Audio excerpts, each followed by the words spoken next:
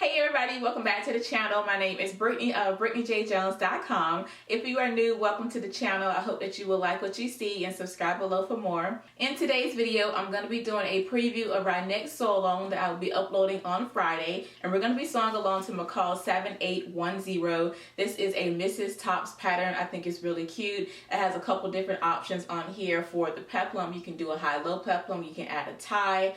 It has a deep V as well as pleats. So I think it's a really cute top, and I already have mine planned out. I'm going to pair it with some jeans and some cute sandals, so I'm super excited to sew up this top. If you are new to the channel and you're not sure what my preview videos are, in those videos I like to take a closer look at the pattern. I like to open up the instructions, make sure there's nothing crazy in there that would trip us up when it's time to sew. I also share with you the fabrics that I purchased as well as the supplies, the notions that I bought as well, interfacing, lining, all those details, the everyday sewing supplies that I will be using to create that pattern, and I also talk about the size that I will be cutting. So in today's video, that's what we're going to go through, and then on Friday, when I upload the sew along, we can then sew the pattern together. So right now we're going to go ahead and start with the preview video. So to begin, let's take a closer look at the pattern. Again, we're going to be working on Mccalls 7810. It's a Mrs. Tops pattern. Right here you can see I purchased this in the size 14 through 22. So I'm going to go ahead and flip on the back and let's read more details. So first I want to point out that it does say that it's an easy pattern. So it's a Mrs. Top loose fitting partially lined tops, have front pleats, sleeve and peplum variations, and a back invisible zipper. View B has ties and view D has a shaped hemline, so the wrong sides of the fabric will show with view D.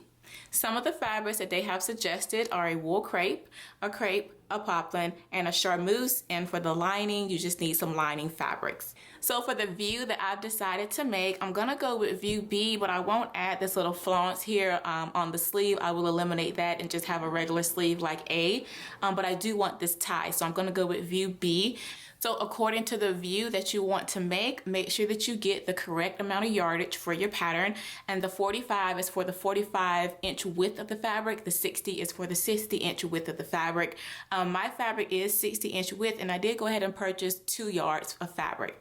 You will also need 1 1/4 of lining for sizes 6 through 16, and you'll need 1 3/8 for sizes 18 through 22, so don't forget to pick up some lining while you're out getting your fabric.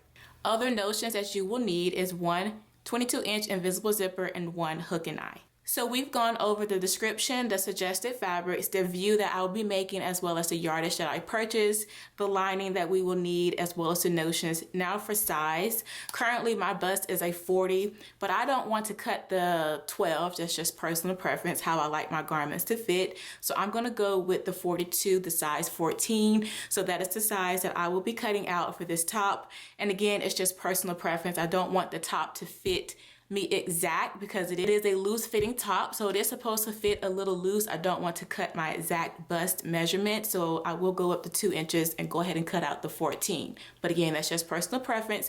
You pick the size according to the finished garment bust line and also how you like your garments to fit.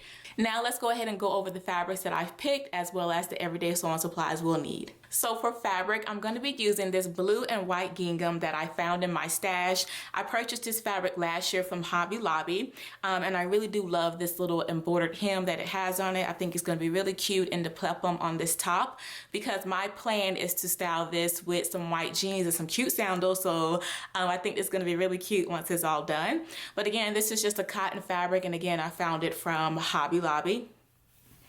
This navy fabric right here is what I will be using for my lining. Now this is a bed sheet. It's a little bit softer than this cotton right here. This is a cotton, but it's not this type of cotton. I don't even know how to explain it, but it's much softer, a little bit more silkier. It just feels better than this. So I would really like this to be my lining fabric. And again, this is just a bed sheet.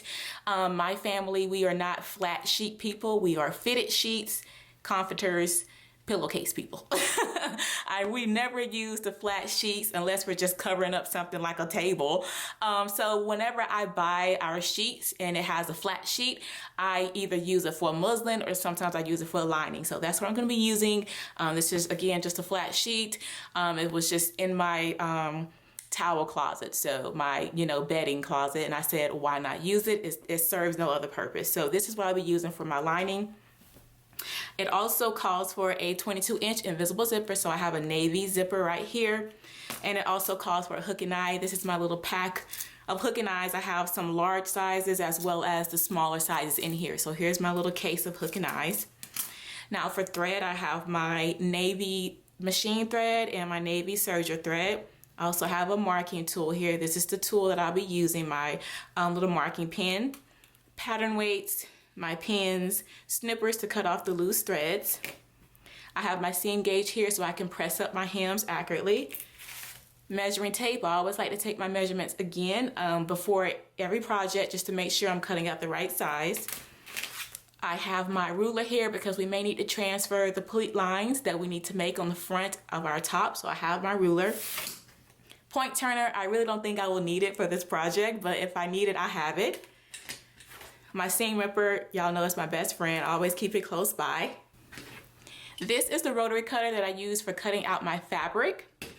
And this small one right here is the rotary cutter that I use for cutting out my pattern. So those are the supplies that I will be using for Mccalls 7810. So now I'm going to go ahead and open up the envelope and we can go over the instructions. One thing that I do want to point out is that this pattern does not call for interfacing. But one thing I am learning as I'm continuing to sew and learn and read books and, you know, read people's blogs is that it's always good to interface areas that are stress points. So buttonholes, buttons, and zipper areas, is always good to interface those. So I do have a little bit of interfacing here. Don't mind the fact that it says easy knit. I found this on clearance and I just bought a bunch of it, but this is some really nice lightweight interfacing. I love it for knits and I also love it for lightweight woven projects. So I will cut a small strip of this so that I can fuse it to where the zipper will be installed, just to add a little bit of stability to that zipper area. So I just want to point that out. Even though the pattern does not call for interfacing, I will be using a little bit for the zipper.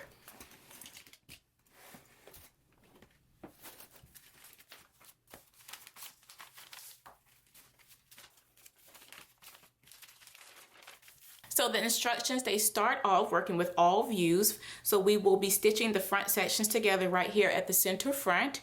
Now I will not finish off these seams. You know, if you've watched previous videos, I like to go ahead and finish off my seams and then sew them together.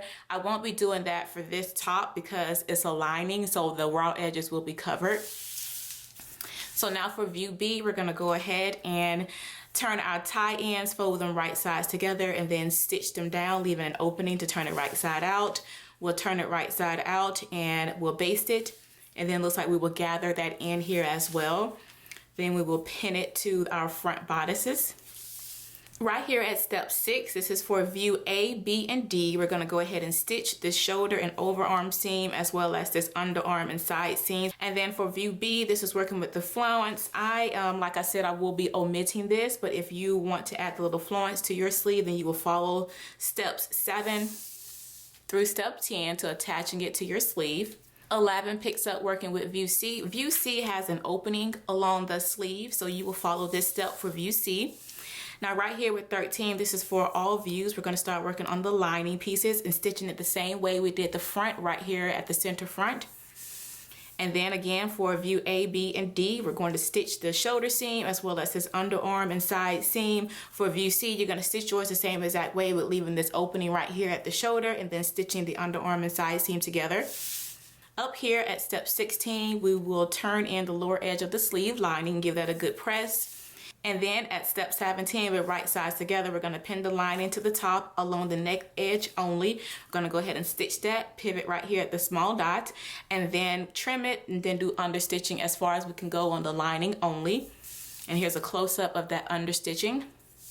And then for step 18, we're going to baste along our pleat lines as well as the opening for the bottom as well as the back of our top. We're going to baste all that together. And then on step 19, we'll bring those basted lines together to create our pleats and baste those together and give everything a good press. For the sleeve, the bottom of the sleeve, the hem, we're gonna slip stitch the lower edge of the sleeve and lining together. So we're gonna do that on step 20. And for view C right here at step 21, you're also gonna slip stitch around that opening that you left right here on your sleeve. So that's gonna be for view C, and then we move on to working with the peplum for view A and B, stitching our front and back peplum pieces together like so. Do a little bit of ease stitching along the back peplum between their seam lines. You can see it's only ease stitching right here along the back. At step 24, we'll go ahead and attach the peplum to the lower edge of our top, baste it, and then stitch it, double stitch that seam, and then press the seam toward the peplum. Step 25 is for view C peplum, and step 26 is for view D peplum. Right here, we're gonna stay stitch the upper edge of the peplum for view C and D if you're gonna be working on those views. And then you will attach your peplum for view C and D here. Next, at step 29, we're gonna go ahead and install our zipper. So that will be the following steps for step 30, for step 31, step 32, and step 33. Those are all our zipper steps, so I'll be walking you all through that. And then we will finish off for view A and B. We'll make a 5/8 of an inch narrow hem on the lower edge of our top. Step 35 is the finishing for view C, and step 36 is the finishing for view D. So if you're following those views, these are the last steps for your top. So once you have your hem sewn in place, we're all done with our top.